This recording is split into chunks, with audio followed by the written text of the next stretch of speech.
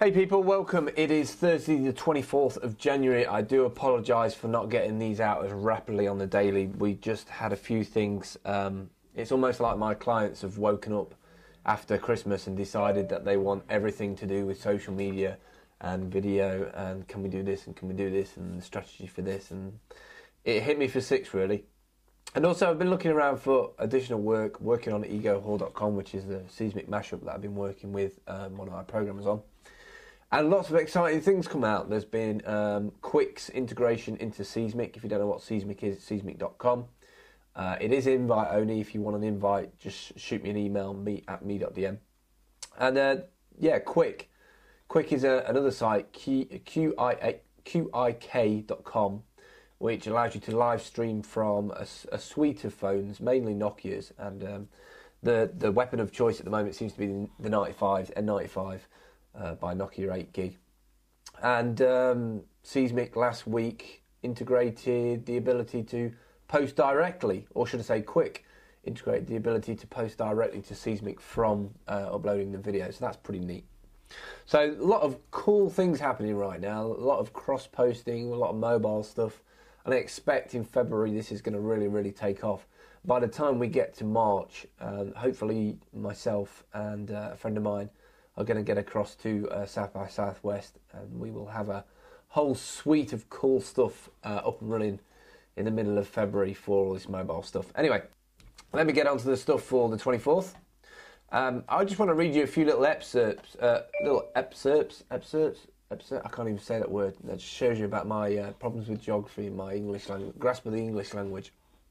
I want to read you this excerpt,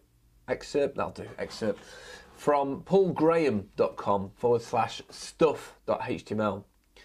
And he writes basically in July 2007, I have too much stuff. Most people in America do. In fact, the poorer people are, the more stuff they seem to have. Hardly anyone is so poor that they can't afford a front yard full of old cars. And he goes on, and you really should go and read it. It's a really good overview about stuff. And I think in the present climate that my mind is in, and probably quite a lot of other people, concerned about recession and outsourcing and, border control and immigration and costs being driven down by outsourcing stuff and just generally not much money floating around. It tends to put people on edge and starts bringing up the issues that we face and how we can go about it, and especially with all the presidential elections and all that sort of stuff that's cracking off in America with various people chasing after this and chasing after that. Seems to be a lot of money being spent on a campaign which is really promoting a person and their values, when what normally happens once they're in office is they don't end up doing a lot after that, which is frustrating, when really I think if you took somebody like the group of people that are on Twitter, as small and niche as they are, probably only about, I don't know how many people there are on there, rough guess, 60,000, I don't know, probably more than that, probably talking crap. But if you took that as a whole and you knew a high percentage of that, and you built a social media network around that Twitter group, and they were, encouraged to work together on projects, I guarantee you can make and do things more efficiently. So anyway, check that out. That's paulgraham.com/stuff.html. Really like what he's wrote, and it's a really nice blog entry.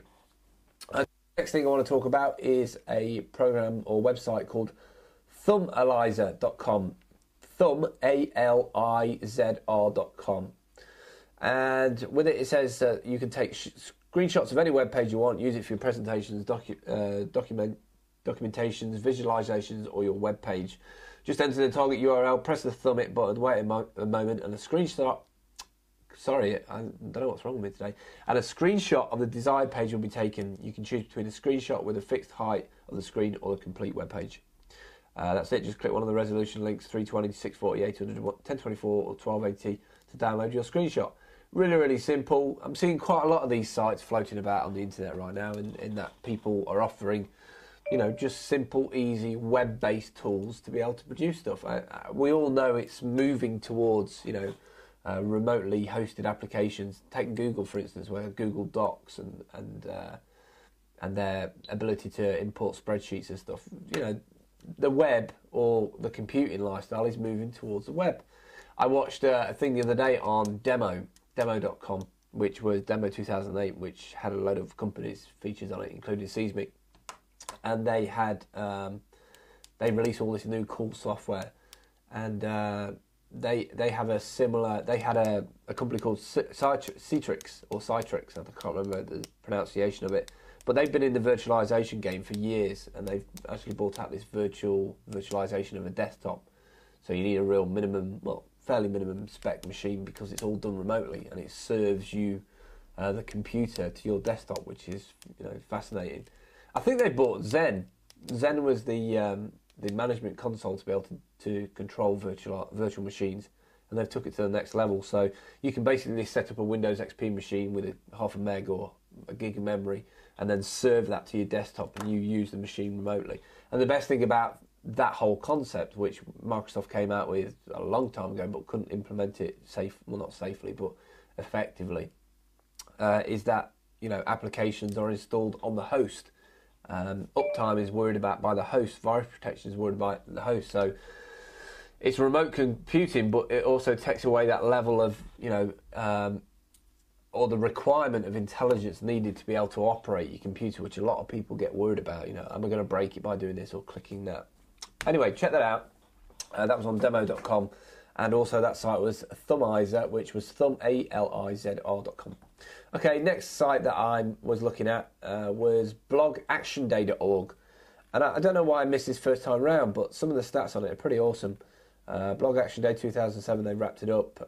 Just think what we can do in 2008.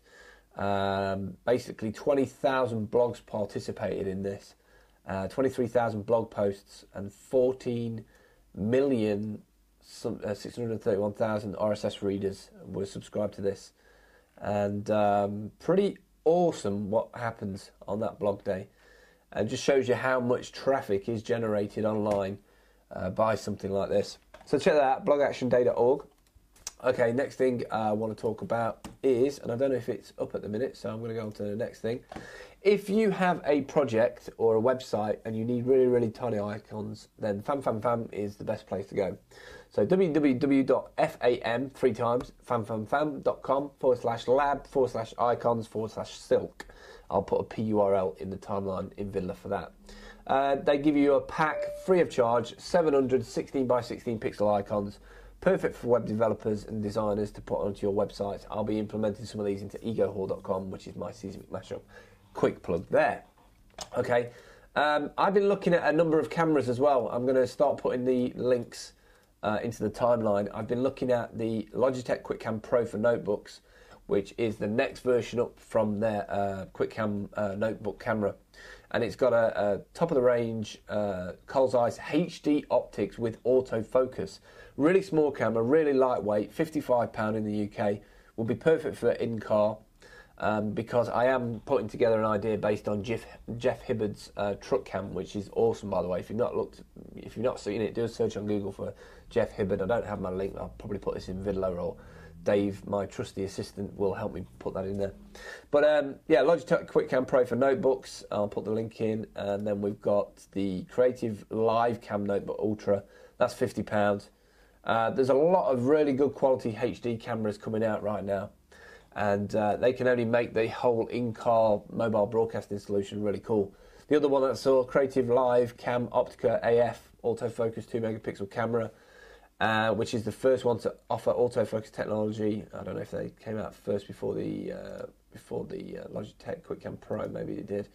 And the one that everybody's raving about, and the one that I've been seriously looking at, was the Logitech QuickCam Pro 9000, which is the Carl Zeiss optics, autofocus 2 megapixel with HD quality video. Everybody's raving about this one who's used this, and you know, with a little lightweight PC in the car connected with one of these bad boys with your EVDO card, you're going to get a really beautiful, beautiful crisp picture. Right, so we're coming up to 9.5 minutes. Last thing I want to post in here is n95blog.com for all you geek boys who have just bought an N95, be it an N95 standard or the 8GB. Go and check out n95blog.com. You'll find out all your latest apps that are coming out for it, and it's pretty awesome. So I'm going to wrap this up. Coming up to 10 minutes. I've been Phil Campbell from Social News TV. I'll see you tomorrow. Cheers.